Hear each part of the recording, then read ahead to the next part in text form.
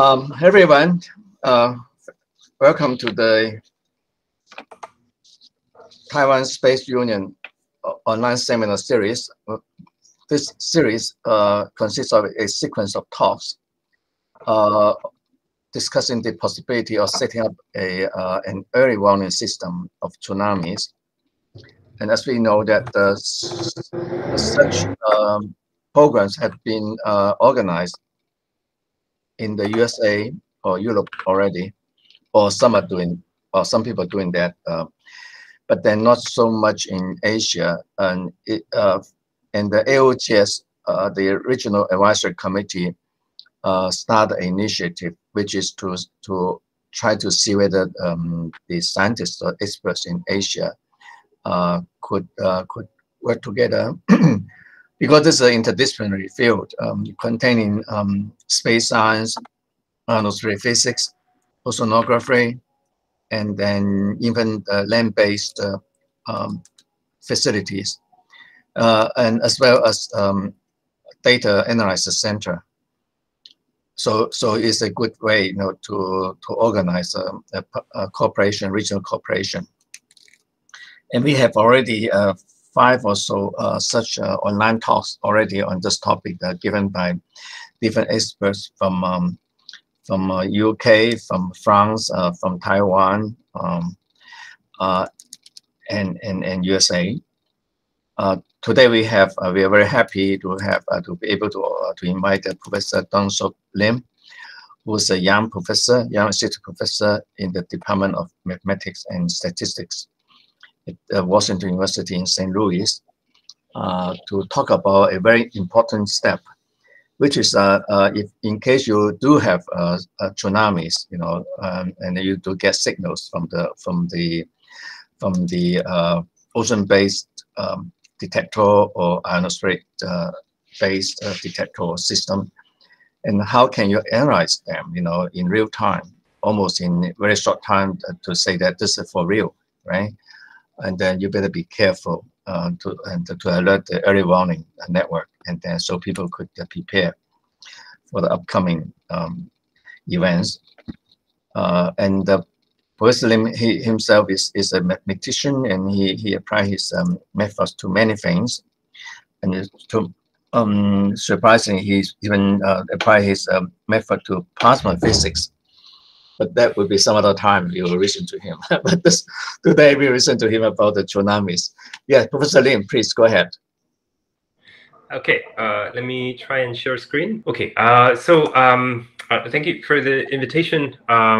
So today the talk is going to be about towards accurate and stable tsunami warning, early warning using neural networks. So we tried training neural networks to do real-time tsunami predictions, but as you will see, there is some there are some issues with neural networks that perhaps is not too widely known in many domain fields.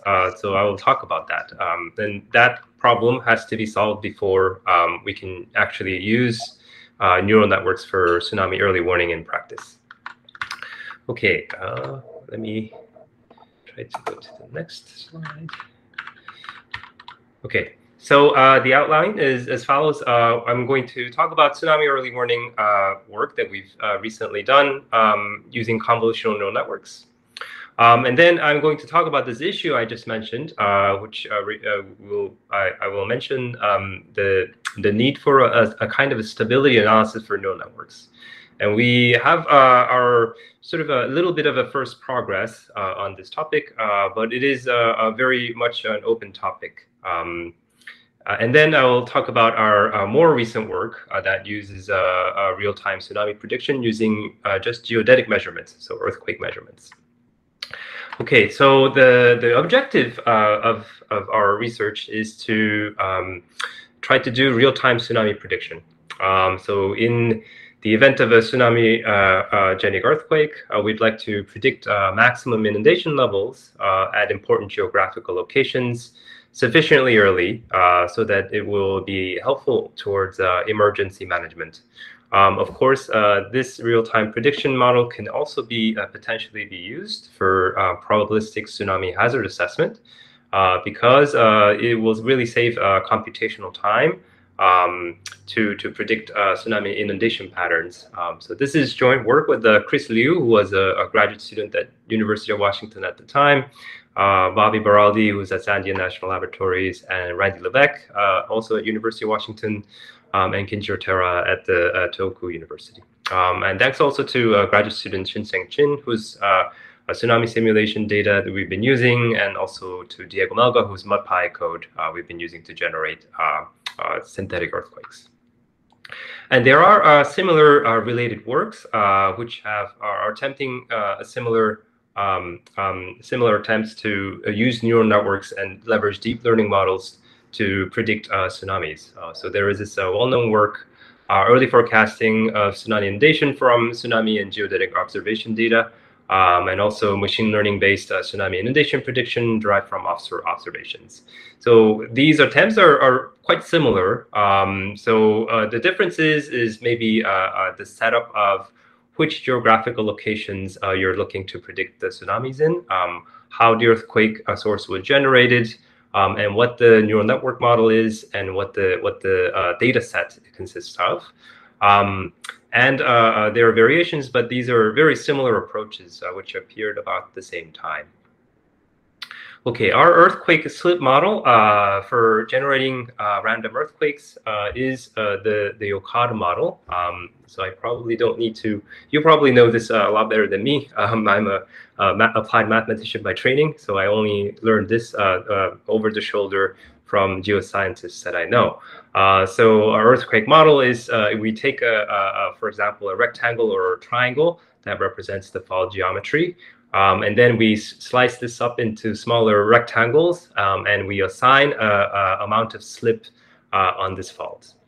And so you have a random input parameter, which is the slip distribution, the amount of slip on each of these divided up subfaults, rectangular subfaults. Therefore, a vector of slips, the amount of slip that occurs on each of these tiny rectangles, represents one earthquake event. Triangular fault geometry, although I'm showing a rectangular fault here, we've now moved on to using triangular fault geometry. Triangulation is preferred to represent a curved fault geometry. Of course, the precise location of the fault, of course, they're not as rectangular and nicely shaped. So a triangulation is usually preferred. And this is what we use in our experiments. So we take, for example, the Cascadia subduction zone, where we obtained it by meshing the slab 1.0 geometry. I know there are more modern slabs out there, so slab models out there, so this can certainly be updated. So we take the fault, and then we kind of triangulate it using a rather large fault geometry and triangular subfaults. And we assign an amount of slip on each of these subfaults. And of course, this becomes a very long vector, and sampling that vector becomes a problem on its own. So we assume the method we use to generate random earthquakes is to use a Karhunen-Lobe expansion approach, which was proposed in this paper Levesque et al. In 2016. And it essentially tries to do Karhunen-Lobe expansion, which expands the random variables according to some correlation lengths that was recommended to us by seismologists. We do some more nonlinear things on top of the Karhunen-Lobe expansion, which was explained in this paper. We taper, we about the epicenter, we kind of cut off the slip patterns to localize it. But otherwise, we stick to the standard KL expansion of assuming some spatial correlation kernel.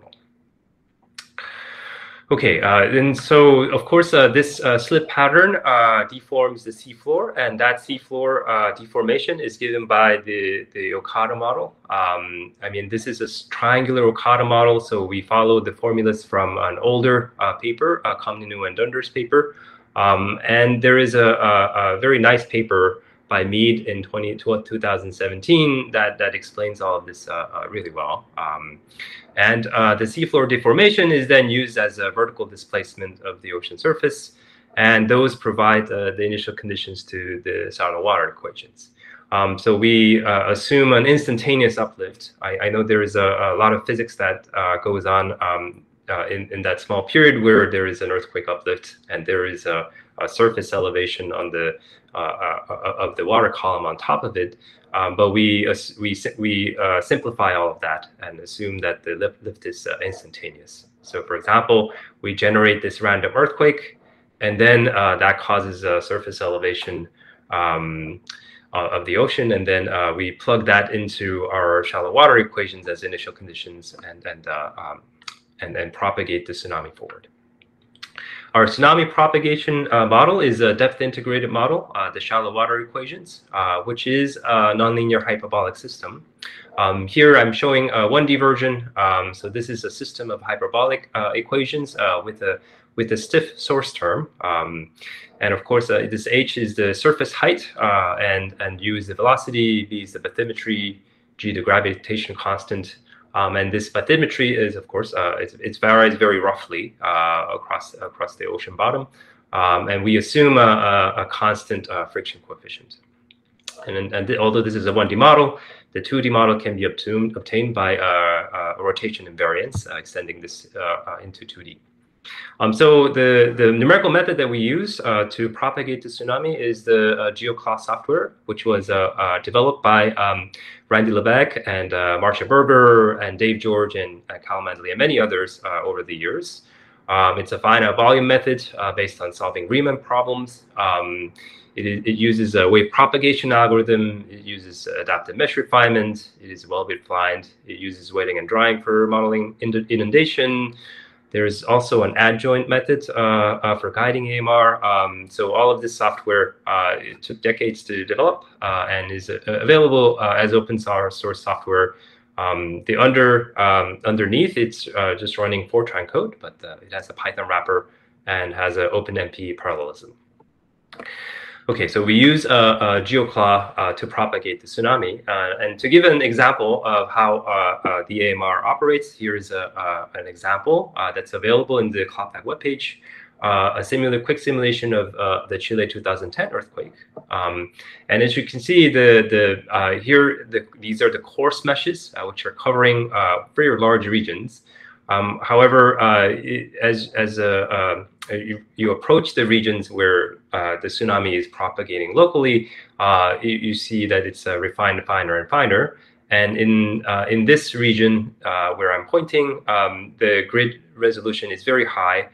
So it'd be sort of impossible to put grid edges there. So we've removed the grid edges. And as the tsunami propagates forward, these grid patches that are the refined grid patches follows the wave, and so you have a much more efficient computation of the tsunami propagation. Okay, there are challenges for doing this tsunami, propagating the tsunami and predicting its waveform in real time.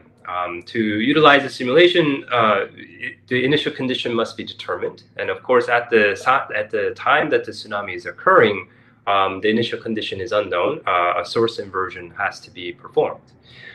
So this requires to recover the initial condition. You need some type of a source inversion. For example, you try to recover the slip distribution from the seismic waves, or you can try to use the tsunami wave height measurements to inform the source. But all of this is in itself a difficult inverse problem, and oftentimes it takes a little bit of time to calculate the initial conditions. Of course, even after your initial condition is known, and your seafloor deformation is computed, which is quite fast to do. Once the initial condition is known, the tsunami simulation can be performed. However, the wall time for a tsunami simulation, even at a very coarse scale, tends to be tens of minutes. And also the simulation results contain a significant level of uncertainty because at the time of the simulation, the initial condition is also uncertain. So these issues make it very difficult to do real-time prediction. A more direct approach is to use regression models, which is the data-driven approach, which I'll talk about. However, I am also working on a reduced order model approach, which can potentially allow real-time simulation rather than turning to a surrogate model, which is based on regression, data-based regression, that is. Okay, so what we'll talk about today is a couple of results that we had from a few years ago, where we set up a regression problem. What we did was from the Cascadia subduction zone earthquakes that we've generated randomly, as I explained before, we tried to measure what the tsunami time series will be, the time series of the surface elevation at these three locations, buoy locations. So 702 at this entrance of the Strait of Juan de Fuca, and this 901, which is in Discovery Bay, and this 911, which is at a point where the Salish Sea connects with the Puget Sound. So what we wanted to do is, since there is this very nice geometry and there is this incoming tsunami wave, it has to enter through this strait. We thought maybe we can take a small measurement at this buoy at 702 and try to predict what tsunami waveform will be at 901 and 911 at later times. And we thought because of this channel, the incoming wave will be mostly a planar wave, and that'll simplify the tsunami propagation. So what we did was, as the tsunami starts coming in at 702, we start our observation window. We took two observation windows, a 30-minute window and 60-minute window. And from that detected wave, we wanted to forecast what the tsunami surface elevation will be for the entire forecast window, which is about, I believe, 6 hours, 5 to 6 hours after the tsunami starts entering the strait. So from 30-minute to 60-minute measurements, we'd like to make predictions as to what happens much more near the Puget Sound over a series of hours. Okay. Oh, and let me show how this tsunami simulation is done. So this is one instance of a near-field synthetic Cascadia subduction zone event. And this is 1 minute after the earthquake has occurred, and then 60 minutes and 38 minutes, and so on. And of course, you see that now, after the earthquake has occurred, maybe an hour or so later, the wave starts entering the strait at the top. And then near Discovery Bay, it starts entering after 2 hours and 46 minutes. And then our buoy is placed around over here. Of course, a buoy actually doesn't exist. This is a hypothetical buoy that we played for our numerical experiment. And you see that there's a lot of nonlinear sloshing. So for example, there's positive elevation and then negative elevation. So it sloshes around, and all of this is nonlinear due to the shallow depth near Discovery Bay, where the tsunami shallow model is highly nonlinear, and it does incur inundation, which makes the sloshing pattern hard to predict. Okay, so we randomly generated 1,300 earthquake realizations, and we performed the tsunami simulations for those earthquake realizations. And we filtered out some scenarios that had negligible tsunamis at the strait, which is sort of interesting. I believe it is still a difficult task to know whether there will even be a significant tsunami, even if you know what the slip pattern exactly is. So that reduced our data set to be quite modest, to be 959 realizations, and we did a 8-to-2 training versus test set. And then we trained in an ensemble of 25 neural networks to take as input the partial data of the incoming wave in the observation window. And in particular, our neural network was set up as what's called a DAE, so a denoising autoencoder, which will take the signal from the observation window. Let me go back. So it will take the signal from the observation window and try to reconstruct both the entirety of the time series at 702, the Bowie 702, and 901 and 911 all at once. So the input is, again, to this 30-minute window or 60-minute window just from 702. And then it'll try to reconstruct all three of these signals over the simulation time. And so these are some predictions at the Discover Bay 901. 901 was the hardest Bowie, the tsunami waveform to predict. And since we have 25 neural networks, they all give slightly different predictions. And so you'll see 25 of these curves.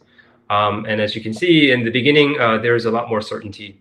And then as the later predictions continue, you'll see that they diverge a lot. And this represents that there's more uncertainty for predicting later part of time series than compared to the first part.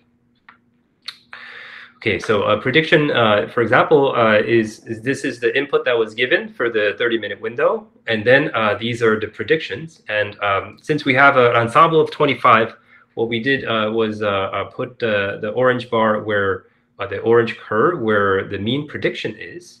And then we put we fit a normal distribution around the sample of 25 different time series, and we put a band around 2 sigma. We would put a standard distribution, and then these bands represent 2 sigma plus and minus 2 sigma off of the mean prediction mu hat. Okay, and as you can see, if you use 30 minutes of data, it does a decent job of matching the phase and the amplitude, perhaps. But then it does a much better job if you increase the observation to 60 minutes. So if you increase the observation window to 60 minutes, it basically predicts the sloshing around at the Discovery Bay pretty much accurately. There is a visible improvement. And so what we can do is for each of these events in the test set, what we did was we tried to predict the maximum surface elevation over the 6-hour window. And on the x-axis here we have the observed, which is the true maximum surface elevation over all time at location 901. And on the vertical axis we have the predicted. And of course, our prediction it contains uncertainty. So this dot is the prediction, the maximum surface elevation over the 6 hours for 901. And this is the mean prediction. And then the vertical bars represent, again, the 2 sigma plus 2 sigma prediction level. So as you can see, much of the vertical line does overlap with the 45-degree line, which would be the perfect prediction agreement between perfect and predicted and observed predictions. And an important thing to notice here is that the gray dots are the training sets. And there isn't too much of a difference between the prediction accuracy between the training set and the test set. Which is always something to watch out when you use regression models. You want the quality of the training set and the test set to be similar so that you don't incur this generalization error. About that. So we also tried using tsunami-generated tsunami waveforms that we know for sources that weren't exactly generated from our Karhuna-Lowell model. So these L1, B hole, and SA hole, and Wang 1700, these were sources that were generated from completely different means, for example, using the logic tree approach. And so for those models, although they were not in the training set, we could also generate the tsunamis at the gauges for these different sources. And then we could also try to make a prediction. So that's what these blue triangle, the pentagon, and the star, and the hexagon is. And for these, it's still, while they were not in the training set, it appears that it does a decent job of predicting sources, well, the tsunami wave patterns from these sources as well. However, all of this improves a lot more when you have a window of 60 minutes, and you see that the alignment is quite good. Okay. And we did some study comparing it with the more traditional models, such as support vector machines, random forest regression. We also tried using a different autoencoder approach called the variational autoencoders, which has uncertainty built into them. And out of all of those, the VAEs and the DAEs, which are the modern neural network architectures, they seem to do the best job.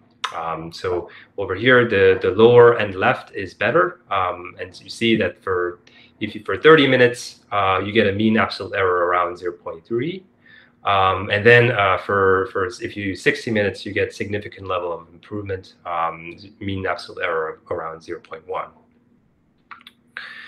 Okay, however, that approach of using tsunami measurements, it takes time. As you've seen, we needed maybe 30 to 60 minutes of tsunami measurements to make predictions.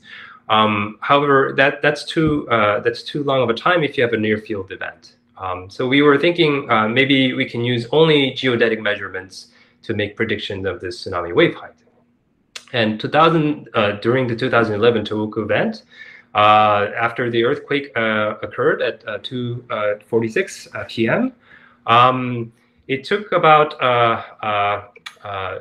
JMA quickly issued about a 3-meter tsunami warning, I believe, and already the tsunami waves started arriving off the coast of Kameishi.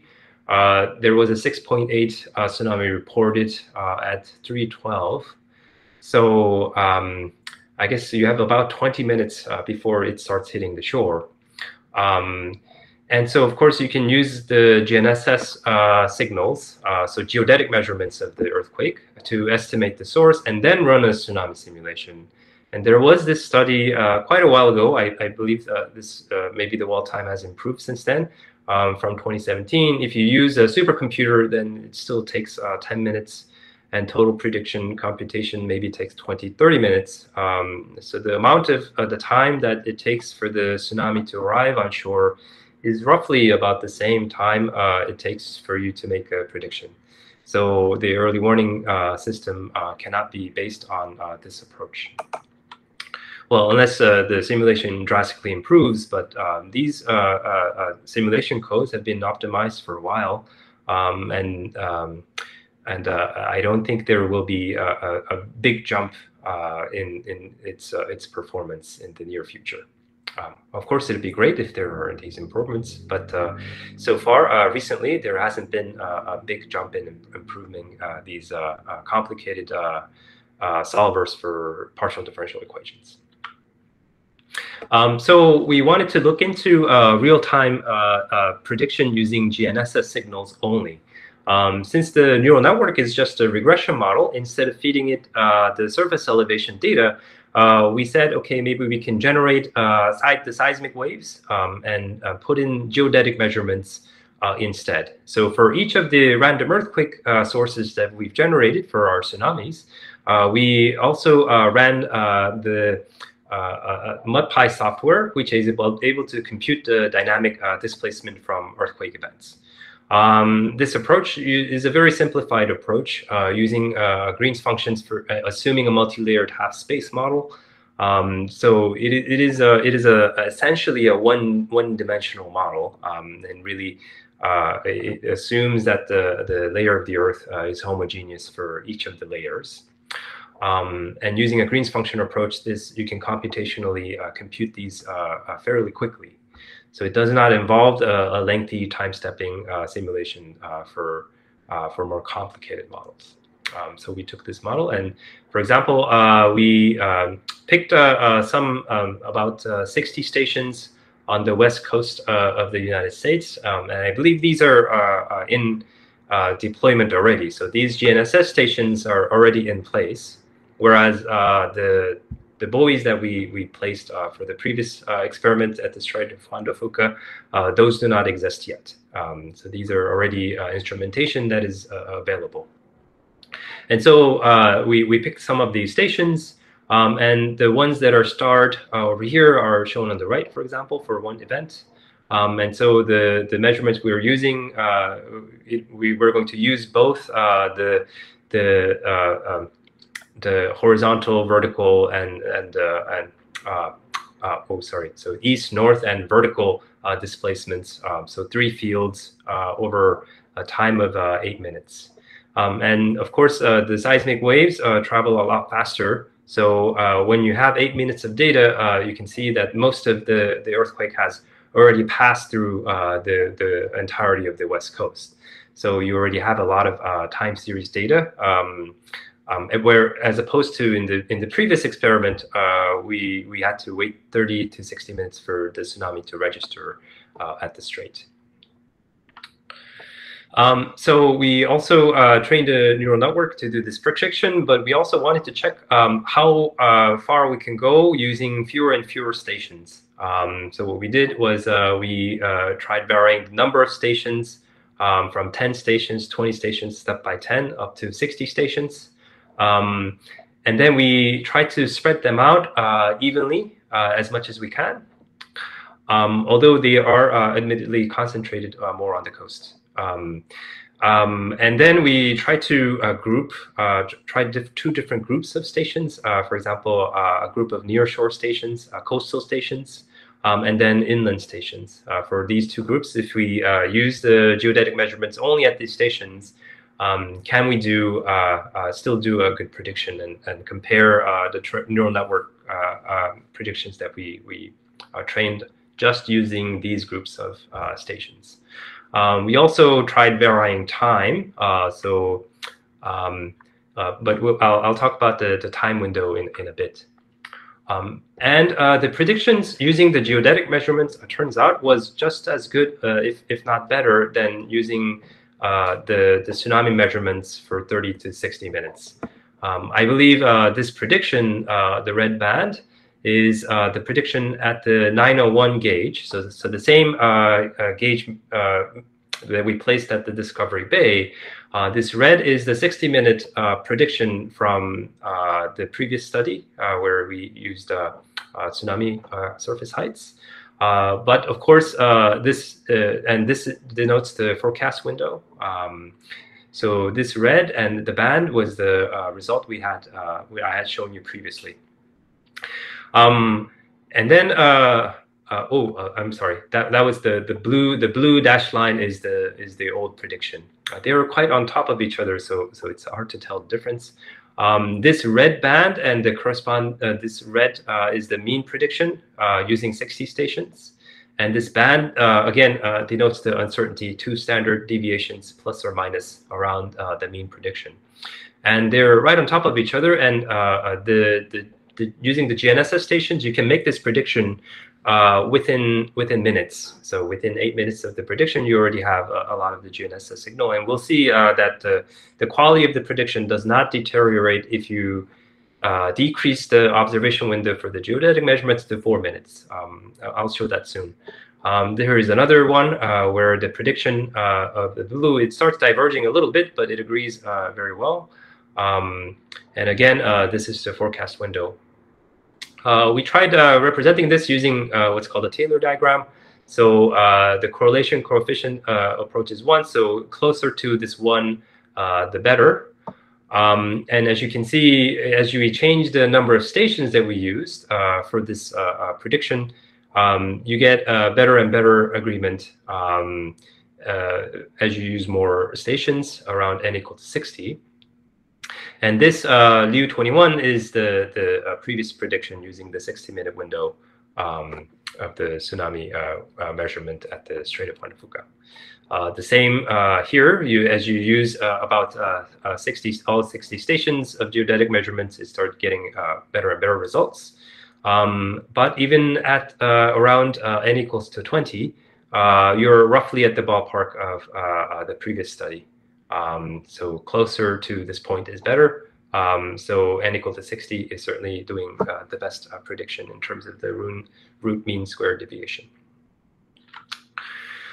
We also tried decreasing the time window. So that is the plot in the middle. And as you can see, once you have about 4 minutes of data, so 240 seconds of geodetic measurements, you start getting pretty good agreement, pretty good prediction.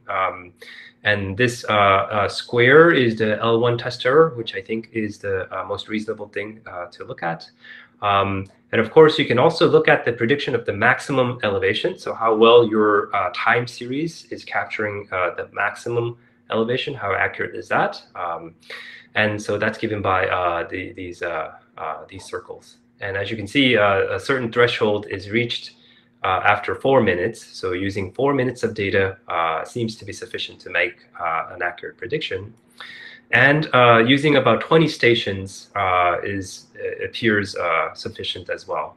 When we split the group stations into 2 groups, let me remind you what that is.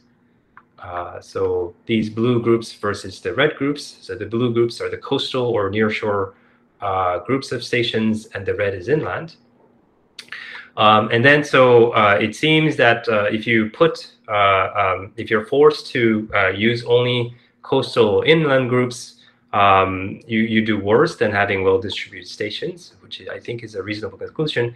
And the coastal ones are nearer to these events, so I believe that causes the coastal group of stations to be a better set of sensor placement compared to the inland. So the conclusion is if you do 20 to 30 well-distributed stations and 4 minutes of GNSS signal, I think is enough for the neural network to make accurate predictions. Okay, there are, of course, open problems. There's a how do you predict inundation patterns? That's a 2-dimensional image. We want to look at geographical areas. So this led us to generate a new data set. We actually tried doing inundation prediction for a little while, but we had no luck with the data set size of a few thousand. And then we tried increasing the data set size to 6,000. That also didn't seem to work very well. So we looked at, inspired by the MNIST data used in computer science, which has a data set size of 60,000. We started generating more tsunamis, and now we have a brand new data set of size of 71,000 events off the coast of Japan, so near the Nankai Trough. But it's still ongoing work. We weren't able to really do as good of a prediction for the 2D inundation yet. I think we needed a bigger data set size, and we were currently working on doing inundation predictions. Okay, so those are open problems. But then we quickly realized that the neural networks actually have a bit of a problem. So I'll talk about the stability of analysis of neural networks for a little bit. We would like to analyze the stability. The goal of this study is inspired by the fact that the neural network models they're known to be unstable with respect to certain small perturbations in the input, which is a big problem. And we would like to provide an analysis of this phenomena and characterize the space of perturbations that cause these instabilities. And of course, the eventual goal is to make the neural network predictions more robust with respect to these instabilities. This is joint work with Sana Suri, who has since graduated and who's now at UC Davis as a postdoc. Sang-Hyun Hong, who is a faculty at Oregon State, Kuk-Jin Lee at Arizona State, and also Randy Lebeck, also who is responsible for the GeoQual software.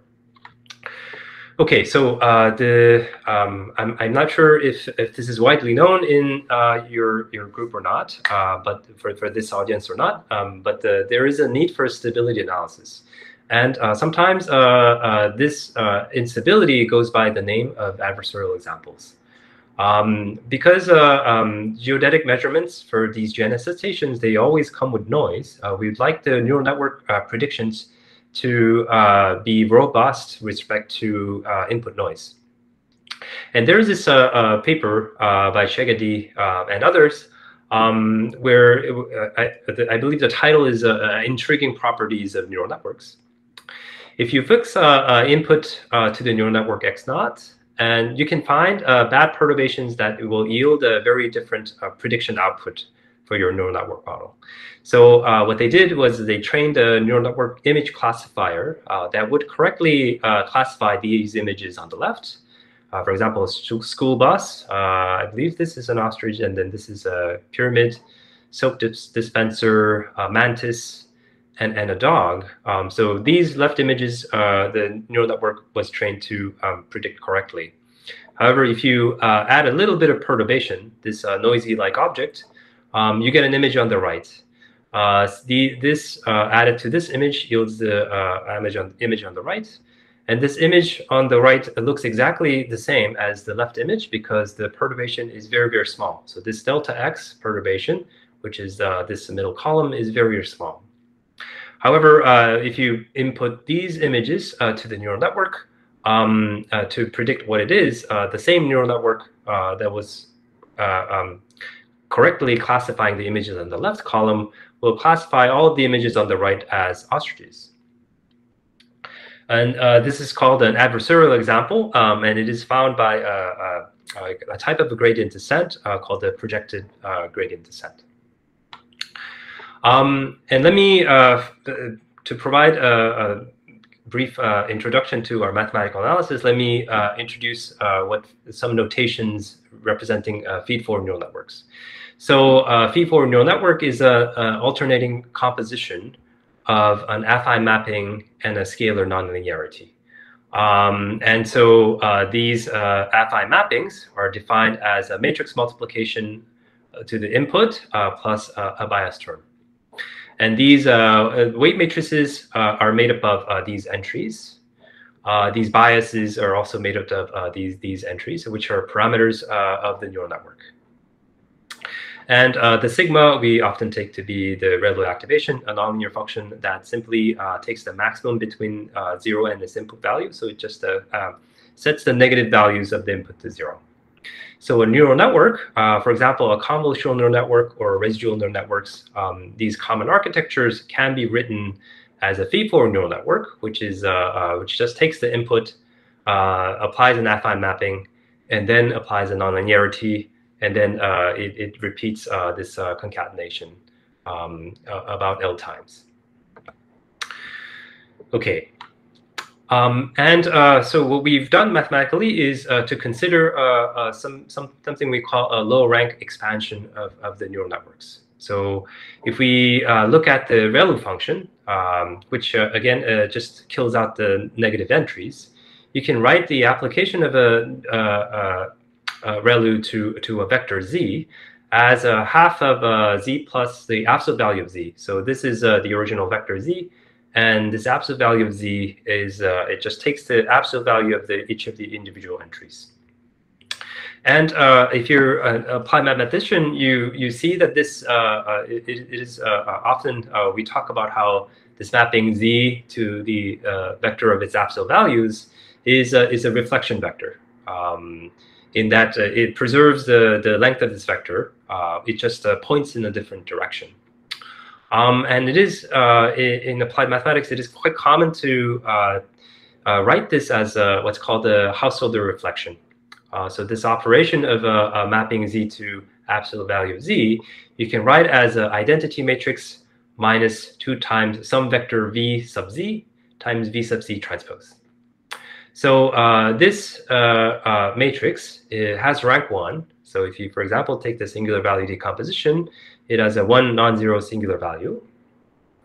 And so if you write the function of this absolute value z as this h of z, since ReLU was half of z plus absolute value of z, you can write the absolute value of z as a hz times z. And of course, this identity matrix will multiply the z to give the z again.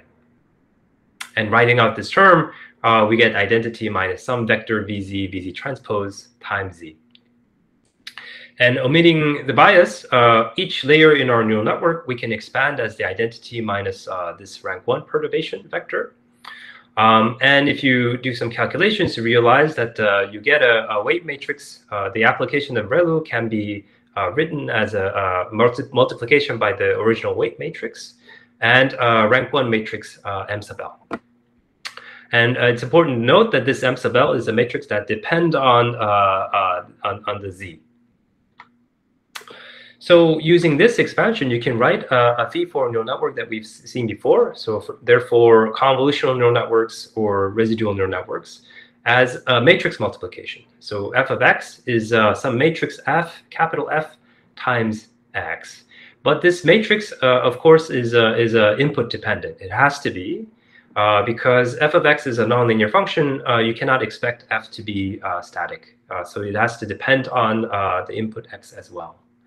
And this, what's interesting is that this matrix f of x is given in this form where we have the original weight matrix that appear in your Fi mapping, plus a rank 1 perturbation.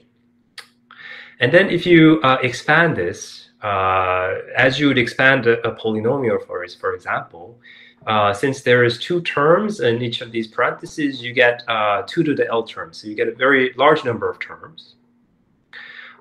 Where all the possible combinations are you either pick W or M in each of these factored forms. So all of these combinations give you 2 to the L, 2 to the capital L. Then L is the number of layers. 2 to the capital L number of terms. For example, a convolutional neural network might have 10 layers. So you would have about 1,000 terms over here. However, what's interesting is that this f of x can be written as a f0, which is a matrix that multiplies all of the w's, the original weight matrices, and f sigma is the input-dependent part that has at least one m included in this sum. So this f0 is input-independent. It's a linear mapping. F sigma is a sum of rank 1 matrices that are input-independent. And as I mentioned, this is one term out of this sum. This f sigma is a sum of 2 to the power L minus n1 terms. So there's a lot of term there. But due to the structure, this f sigma is actually low rank. And its rank is at most L minus 1, where L is the depth of the layer, the number of layers or the depth of the feed-forward network. And the row and column spaces of this f sigma can be calculated explicitly. So you take this VZL vector, which is the vector appearing in our Hausdorff reflector, and you can multiply out all the later weight matrices. Or you can take this VZL and you can multiply the transpose of all the weight matrices appearing in the previous layer. So this gives you the span of the row and column spaces of f sigma. And of course, this f sigma can be written in SVD form like this. And this is a singular value, the left singular vector and right singular vector. And all of these are going to be input dependent. So every time an input changes, these vectors will change as well. So we call this a low-rank Hausdorff expansion. So to sort of summarize, we have a feed-forward neural network that's written as an input-dependent matrix capital F times the input f, x. And this input-dependent matrix has rank at most L minus 1. And these left and right singular vectors, you can estimate using the calculations for phi and psi I showed in the previous slide. So they're quite straightforward to calculate. And then we can mathematically formulate how these adversarial examples occur. So if this delta x is a small perturbation to the input data, however, that the perturbed vector is somehow causes f sigma times delta x to be very, very large compared to f sigma f0. This is the input independent linear matrix multiplied to delta x. This is, although this might be normally behaved, so it has an order 1 behavior, this might have order of 1 over epsilon behavior. So if one of the singular values in the low-rank Hausdorff expansion behaves like 1 over epsilon, even if your f0 is well behaved. So its 2 norm behaves more or less has the order of 1 scaling. Then F sigma of delta x might have order 1 scaling, although this perturbation is small. So this F sigma matrix might grow this perturbation very big at the order scale of 1 over epsilon. Since Fx0 approximates F0, the neural network must be also unstable with respect to this perturbation delta x. So that is sort of our hypothesis. So what does this mean for our tsunami model? Let me show this example. So we found just as a neural network classifier was confused by small perturbations, we added a very, very specific small amount of noise at the level of 0.5% to our geodetic measurement data. So I'm showing just a few of the selected signals. Remember, we had 60 stations in 3 different directions. But these are sample perturbations, samples of that time series at 2 stations, BAMF and LSIG. And this was the original input signal. We perturbed it a small amount. So visually, they look about the same. However, our tsunami prediction model, our neural network model, the output changes by 36%. So although the input signal looks more or less identical, the output signal changes by a significant amount. So you can see the maximum prediction changes by maybe 4 to 5 meters, which is a huge amount, although the input signal is essentially the same. So this is a pathological behavior due to the instability in the neural networks.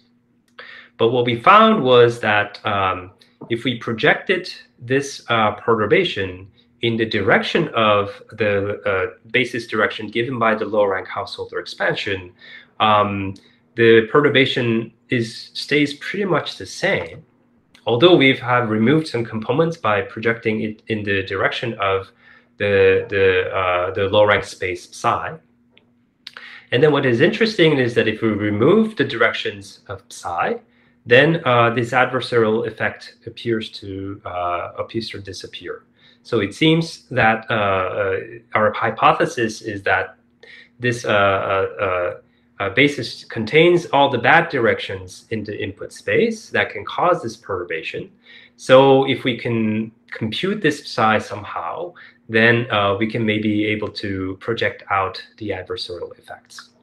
And as you can see, after removal, the original signal and the original prediction and the perturbed output stays pretty much the same. And since the input changes this about is very small, this is a much more reasonable outcome than in the previous adversarial example case. So these are still the problem of coming up with a defensive algorithm or a stabilization strategy is, of course, still an open problem. We were doing some extensive computational experiments with the low-rank expansion. And of course, there is a wider machine learning question. Do similar expansions for more recent architectures like transformers, do they exist? Things like this. So these are the references. Here's a stability analysis of neural networks with applications to tsunami early warning. Sorry, this should have been updated. It is now published in Geophysical Research, Journal of Geophysical Research, Machine Learning Computation, the new journal. And the tsunami early warning using GNSS signals, this appeared in GRL in 2022. And the comparison of machine learning paper, this paper used the tsunami surface elevation at the Strait of Juan de Fuca. This is an older work from 2021. And I think that's about all I have. And thank you for your attention. Yeah, thank you very much for a very detailed lecture. And for one thing, I'm amazed that you have done so much work in looking at the earthquake simulations. and as a mathematician, and I think you have done a lot of work. In the later part of the very heavy dosage of mathematics, I think that some of my colleagues might not be able to stand it, but let's see. Anyone have questions here to ask Professor Lim? I have a number of colleagues, young colleagues, if they're still there, if I call them up. See, the problem is that they are working on the ionospheric disturbances. And you're talking about the land-based or ocean-based, the detector system. So yes, yes, I actually have a question about that. I don't really have a good so everything I learned about geophysics, I learned over the shoulder with my advisor, PhD advisor, Randy Levesque, and Diego Melgar, who's an excellent seismologist. However, I don't really have a deep understanding of the mechanics of mechanics of the Earth and so on. So I was wondering what kind of geodetic measurements you get at the ionosphere. Is it acoustic waves? They both acoustic wave and gravity wave. Anyone here can give what's the limit an answer? Let me see. 视频你可以在吗？ Yeah, 老师我在，我就想说可以回答。那就 give the answer to yeah. So both waves we can observe depending on what kind of the filtering we use, and those perturbations are actually the perturbations of the atmosphere in the ionosphere. But we can observe the ionosphere, the plasma density by the ground-based GPS signal. So we can observe those kind of perturbations, such as in the last page of your presentation, that the second reference you use might be that kind of the method. That so some of us, like this one, the tsunami early warning, this one. So some of us, we see the GNSS perturbation as like a space buoy. So I'm kind of interested in that maybe your method can be used in this kind of issue. Yeah. I see. I mean, I think as long as you have a way to generate the data set, the deep learning approach just requires a big data set. So I think if you have a way of simulating these ionospheric disturbances, then I think it should be possible. I see. I guess for us, it's really nice. I think that we get a measurement in few minutes, and that I guess these stations are already in place, so you don't really need more instrumentation. However, I think in principle, yes, the same approach can be applied to the the space buoys as you as you've described them. Yes, sorry to interrupt, because the ground-based GNSS observation, they can observe oblique observation, so we can see not at the site location, but somewhere far away. So I think the GNSS can also be used very good for the precursor or the early warning of the tsunami, because we can see much more far away. I see. That's interesting. Yeah, it is true that most of these stations are onshore. I guess Japan has really good instrumentation under the ocean near the fault, but they are some distance away. So yeah, we are still looking into whether having the stations very far away still gives you a good accurate prediction or not. Yes. We're not sure about that. So yeah, appreciate that. Thank you. Very interesting talk. Thank you. Thank you for the questions. And the other audience have questions for Professor Lim. Yan Qilin, 齐彦霖，你在吗？老师，我在。Yeah, you have question for Professor Lim. Just follow the Shiping's the comment, like we use like GNSS data, but for the ionosphere. But the problem that we face is that the ionosphere is very disturbing. Not only like a tsunami, and also has a different things, and like originally already have like a TI some kind of traveling ionosphere disturbance, and it's hard for us like to find which signal is from the tsunami.